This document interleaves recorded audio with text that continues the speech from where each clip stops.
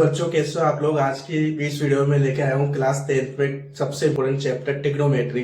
इसमें बच्चे काफी डरते हैं, लेकिन इस वीडियो में हम बिल्कुल बेसिक से स्टार्ट करेंगे।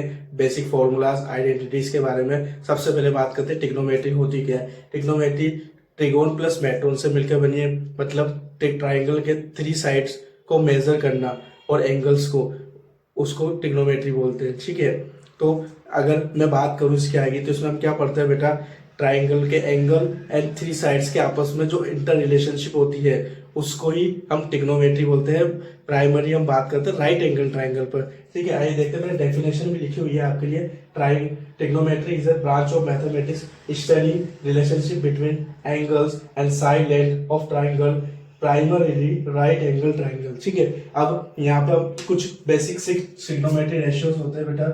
6 ट्रिग्नोमेट्री रेशियोज।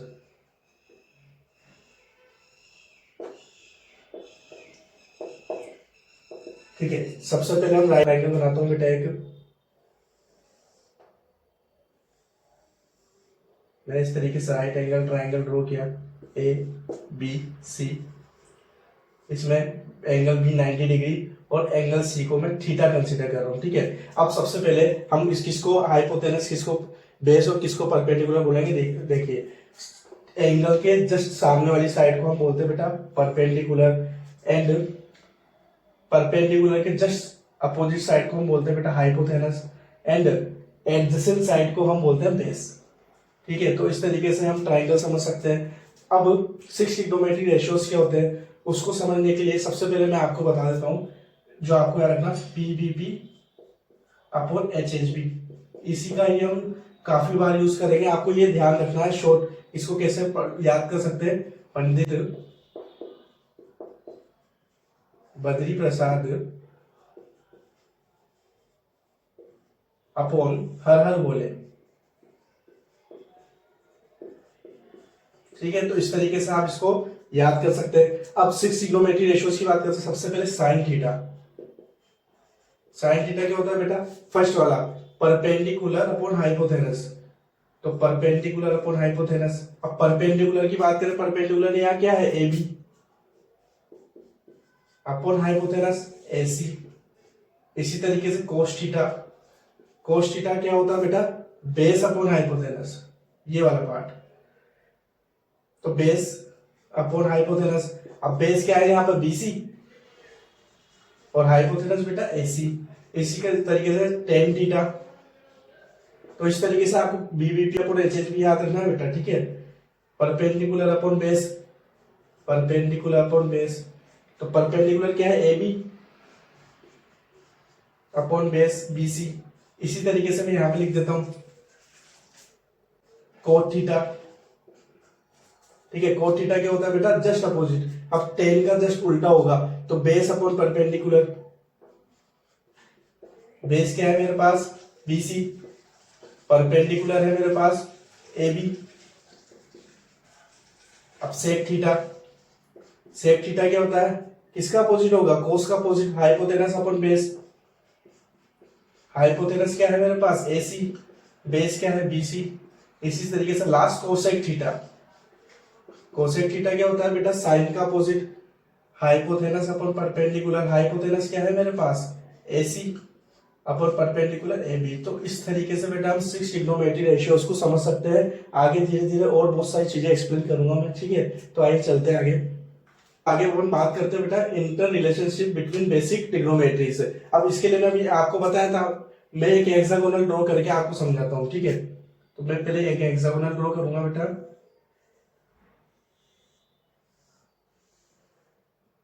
इसके डायगोनल्स, डायगोनल साइन मल्टीप्लीकेशन 1 होता है। धीरे धीरे सब बता दूंगा मैं। यहाँ पे sine theta, cos theta, tan theta, cot theta, sec theta and cosec theta.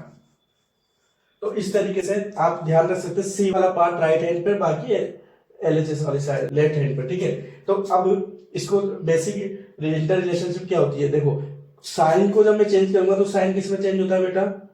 Cosec में, टेन कोट में, सेक कोसेक में, कोसिनस। ठीक है, तो इस तरीके से अगर मैं यहाँ पे लिखूं साइन थीटा इक्वल टू मैं लिख सकता हूँ बेटा 1 कोसेक थीटा। इसी तरीके से अगर मैं बात करूं कोस थीटा की तो मैं लिख सकता हूं यहां पर 1/सेक थीटा।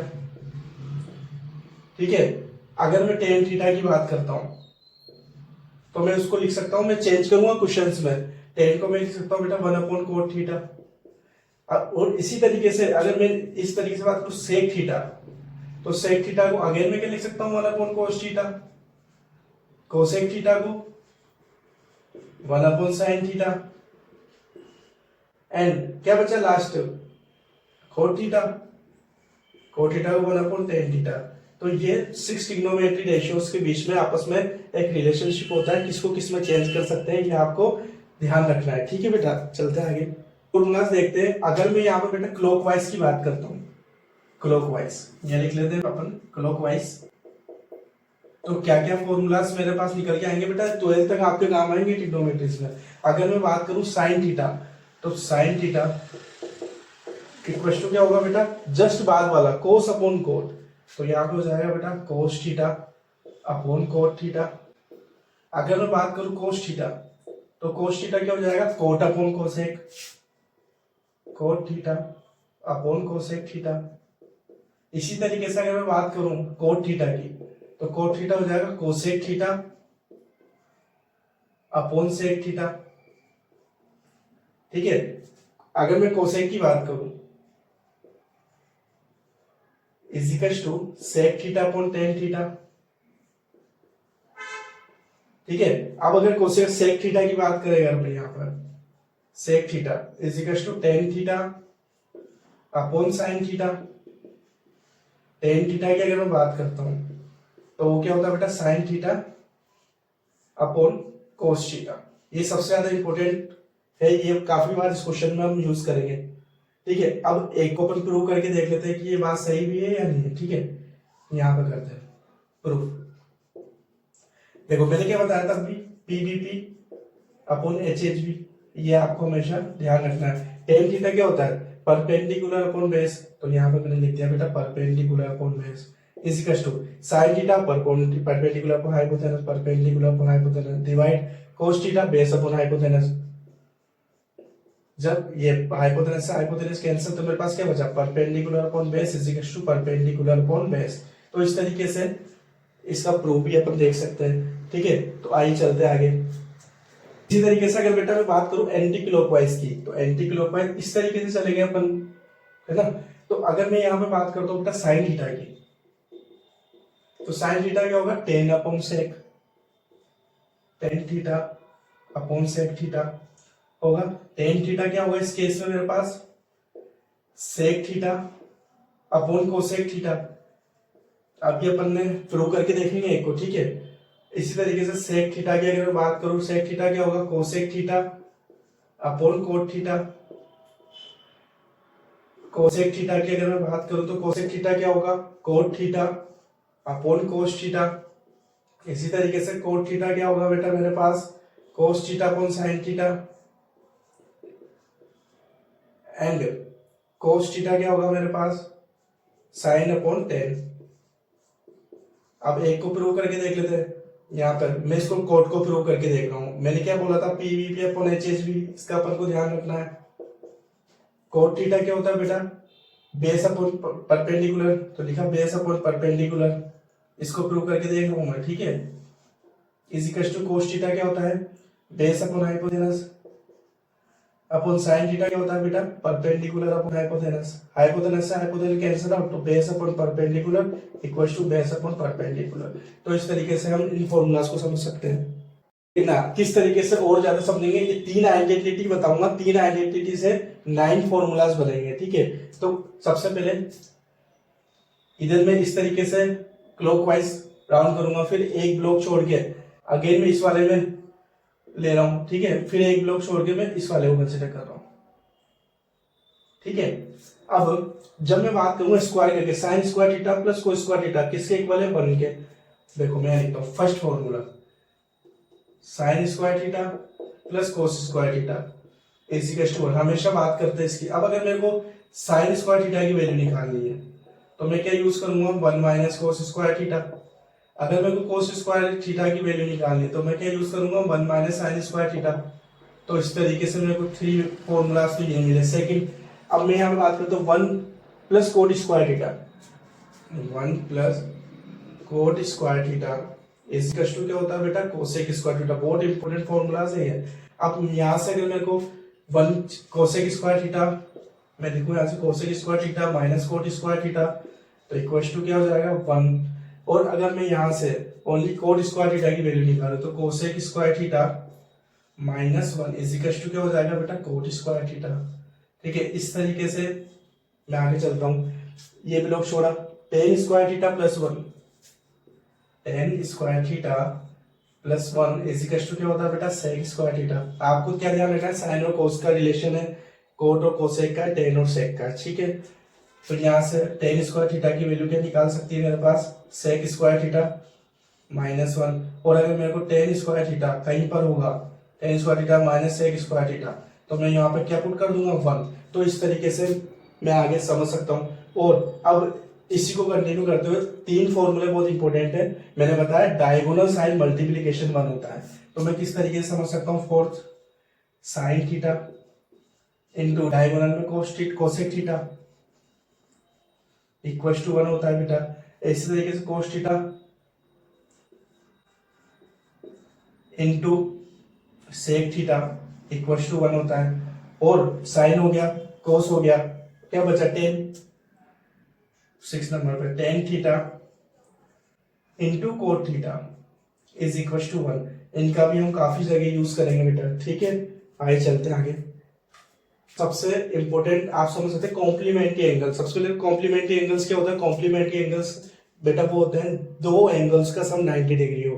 ठीक है, तो सबसे पहले एक राइट एंगल ट्राइंगल बनाते हैं, फिर मैं आपको समझाऊंगा कॉम्प्लीमेंट्री एंगल को किस तरीके से समझ सकते हैं।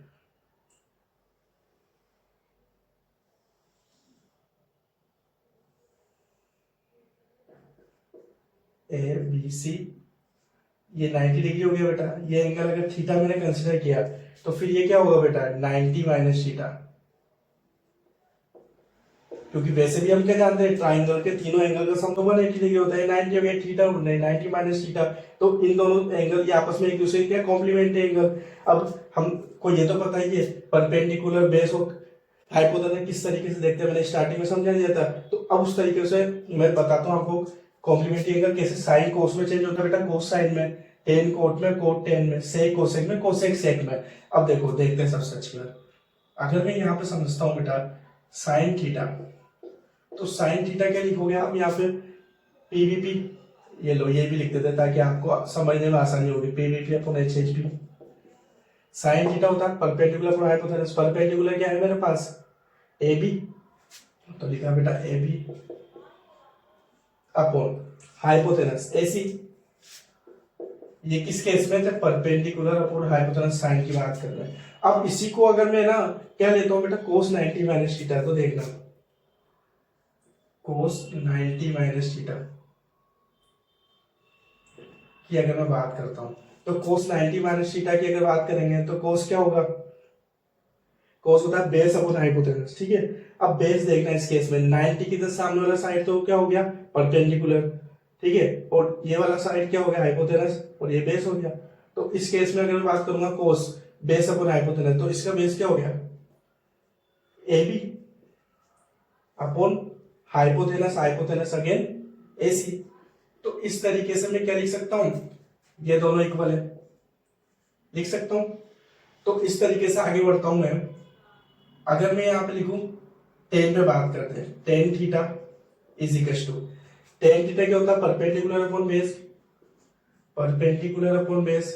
परपेंडिकुलर क्या है, थीटा है केस में ए बी, और बेस क्या है बेटा बी सी। अब मैं यहाँ पे कोट 90 माइनस थीटा की बात करता हूँ, तो कोट 90 माइनस थीटा, कोट क्या होता है बेटा, hypotenuse upon base, sorry base upon perpendicular. ठीक है, बेस अपॉन परपेंडिकुलर। अब लेकिन इस केस में बेस क्या है मेरे पास, ए बी,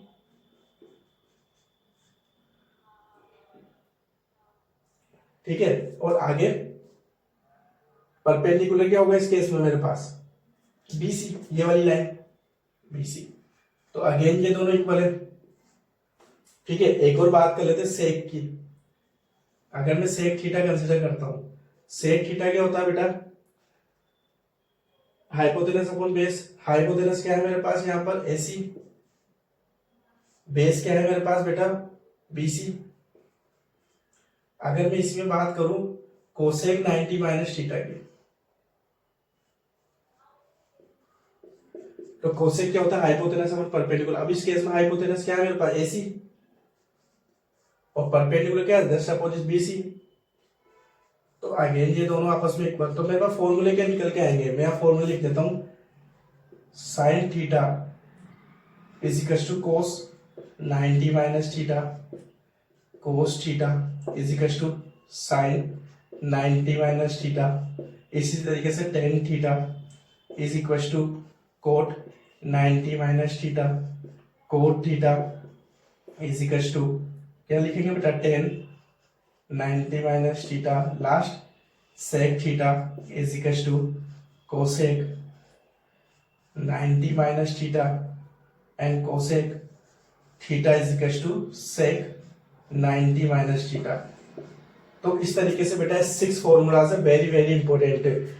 तो आपको क्या करना है बेटा, पूरी वीडियो को, लेक्चर को देखना है, अच्छे से सब फॉर्मूलाज को याद करना है, ताकि हम आगे जो भी क्वेश्चंस करेंगे उनमें आपको यही सब आइडेंटिटीज का यूज होगा। तो अच्छे से पढ़ें और कंटिन्यूटी में बने रहें, ट्रिग्नोमेट्री आपको बहुत आसान लगेगी। ठीक है, थैंक यू बच्चों।